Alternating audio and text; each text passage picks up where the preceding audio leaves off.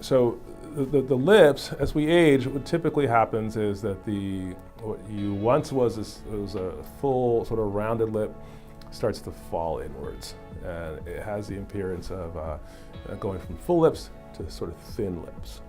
And by having a lip augmentation or restoration, really, it could take 10, 15, even 20 years off someone's appearance, especially when combined with other aesthetic procedures. So I think the thing people always ask about, they say, oh, I'm not going to look like one of those people with these big giant lips, and that's not the case. People who do that, sadly, they do it intentionally.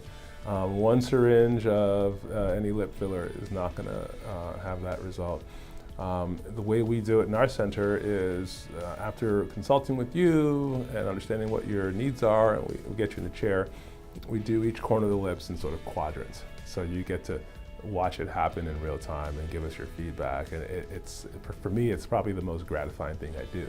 Taking someone who is a little on the fence about doing something like this to seeing the result of the first little quadrant of injection in the vermillion border. This is a little area on the outside corner of the lip.